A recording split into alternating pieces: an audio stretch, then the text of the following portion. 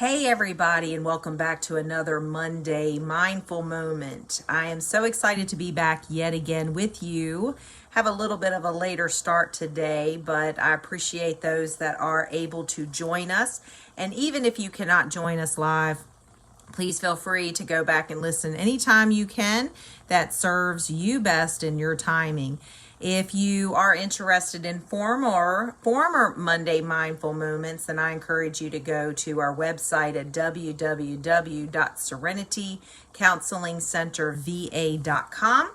There you can find all of our previous Monday Mindful Moments, our meditations, our yoga sessions, and also our podcast at Serenity Wellness and More. That is another outreach that we're doing for our mindfulness. If you're interested in listening in on our podcast, we are on most platforms, so you can find us there. Today, we are going to talk a little bit about a very difficult subject, some that many clients and friends and myself have experienced. So today we're going to talk about taking responsibility for your dysfunctional relationship. And this comes from a wonderful book that I've been going through each and every week until we wrap it up, for the 52 Ways to Live a Kick-Ass Life by Andrea Owen. It is a wonderful book. It's a very easy read. If you are a reader, I highly encourage you to check it out. If you're not, you can follow along with me and listen to my takeaways and my aha moments. So let's get started. We are going to, again, talk about taking responsibility for your dysfunctional relationship. So it talks a little bit about her personal history in the beginning. And then I'm just going to go again through and just do my aha moments with you. So this is what I took away from this chapter. You are the only one that can control you. And you are the only one that can make you miserable. You're the one who is sticking around for the crap, deep down knowing it isn't going to get any better. So if you're in love with the notion of if only, remember that it is an imaginary fantasy that isn't going to show up to give you the love and respect that you truly deserve. So one thing I really liked about this chapter was, how do we do ourselves? So how do you? There are some very clear-cut tips that I would like to just read and share with you that Andrea Owen brought to the table. So the first one is, be okay with the fact that you don't exactly know how to respect yourself. You can spend years lost in a cycle and feeling like a victim to not knowing how. Resolve to get off of that merry-go-round. And this, my friends, is what I call the crazy train. Number 2, take inventory of what you're tolerating in your relationship. You've probably made the mental list 100,000 times in your mind. So now's your chance to organize it. Write it down and see it in black and white in front of your face. Is there emotional disconnect? Is there infidelity, disrespect? List it all out. Number 3, decide that you are not going to tolerate anything but love and respect in your relationship. If you're in a relationship that isn't serving you, where your partner is anything from disrespectful to abusive, please hear Andrea Owen when she says that it is highly unlikely that this person is going to change. Yes, there may be a 0.005% who do, but these people go through years of therapy and help before they change. And many times the relationships don't last through the changes. This is a hard truth to swallow, but a necessary one.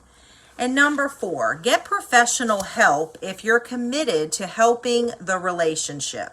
Couples counseling works and saves relationships. But, and this is something I tell all my clients that come in to see me for couples counseling, both parties need to be not only willing, but committed.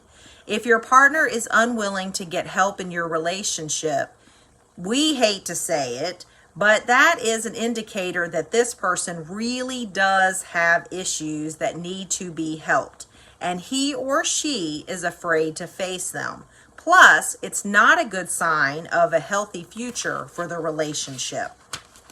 Number 5, get to know yourself. What do you want in life? What do you not want? What do you think of yourself? How do you want to change? So hopefully this book and these Monday Mindful Moments are helping you get to know yourself a little more. That's why I'm passionate about bringing this to you. And then one more thing, Andrea Owen says, if you're not ready to leave, you're not ready. Everyone has a different threshold for pain when it comes to difficult relationships. Some people can stick around for a whole heap of crap before they've had enough. You need to decide where you draw the line in the sand and cannot tolerate anymore. My hope is that at the very least, this chapter, this Monday Mindful Moment, will help you realize exactly what's going on, what you're putting up with, and what the future really looks like. Because your future deserves to kick ass. So one thing that I wrote when I was reading this chapter, I had been in a toxic relationship for a period of time, and I realized for me that my aha moment before I could ultimately make the change to get out of the relationship was the pain had to outweigh the benefit. For many that stay in an unhealthy relationship, it's because the benefit outweighs the pain. We get way more out of it, even if it's subconscious, and that we're not willing to make the change. And so we tuck our pain down, or we put a facade on, or so forth. So with this chapter, I encourage you to really write it out. Do those 5 things that Andrea Owen was encouraging you to do to be able to make the best decision for yourself, to show up for yourself. We all deserve to be in a healthy, loving relationship. And if you're not in a relationship that's serving you, you will make changes or you won't. So you have to decide, am I going to accept it? Am I going to change it?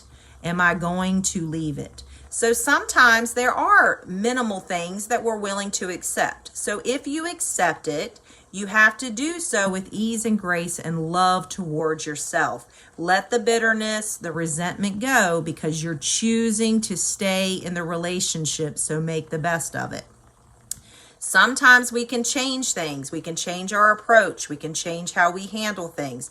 We cannot change other people. So just like Andrea Owen says, if you are with someone that is not willing to meet you halfway and do the work, you need to realize if that's going to work for you or not. If it's not, then sometimes you have to decide to leave it.